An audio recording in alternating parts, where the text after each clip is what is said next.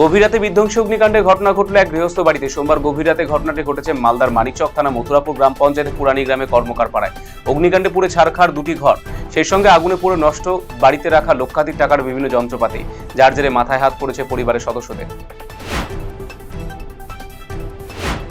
গাজলের বাবুপুর অঞ্চলে বিভিন্ন এলাকায় রুট মার্চ করল কেন্দ্রীয় বাহিনী এবং গাজল থানার পুলিশ। গাজল থানার পুলিশ এবং কেন্দ্রীয় বাহিনী আইন শৃঙ্খলা বজায় রাখতে বিভিন্ন এলাকায় রুট মার্চ করেছে। এদিন এলাকায় যাতে আইন শৃঙ্খলা বজায় থাকে এবং শান্তিপূর্ণভাবে মানুষ ভোটদান করতে পারে, সেজন্য কেন্দ্রীয় বাহিনী এবং পুলিশের উদ্যোগে এলাকায় রুট মার্চ করা হলো। পূর্ব মেদিনীপুর জেলাতে প্রায় 20,000 ভোটারের নাম বাদ হয়েছে। মঙ্গলবার থেকে জেলার মহকুমা অফিসে নেওয়া হচ্ছে ট্রাইব্যুনালের জন্য আবেদন। মঙ্গলবার জেলার সদর তমলুক মহকুমা অফিসে ট্রাইব্যুনালে আবেদন করার জন্য ভিড় লক্ষ্য করা গেল। নাম বাদ যাওয়া নাগরিকদের দাবি, নির্বাচন কমিশনের নির্দেশিকা অনুযায়ী নথি থাকা সত্ত্বেও নাম কেন বাদ দেওয়া হলো তা তারা বুঝতে পারছেন না। পূর্ব মেদিনীপুর জেলা শাসক নিরঞ্জন কুমার জানিয়েছেন, জেলার সমস্ত মহকুমা অফিসে ট্রাইব্যুনালে আবেদন করার জন্য কাউন্টার খোলা হয়েছে। পরবর্তী কি পদক্ষেপ গ্রহণ করা হবে সে নিয়ে এখনো কোনো নির্দেশিকা আসেনি।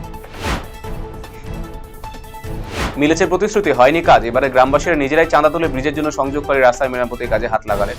ঘটনা মালদা রতুয়া 2 নম্বর ব্লকের সম্বলপুর গ্রাম পঞ্চায়েতে হরিপুর গ্রামে। স্থানীয় বাসিন্দাদের অভিযোগ, স্থানীয় বিধায়ক একদিনের জন্য তাদের গ্রামে আসেনি।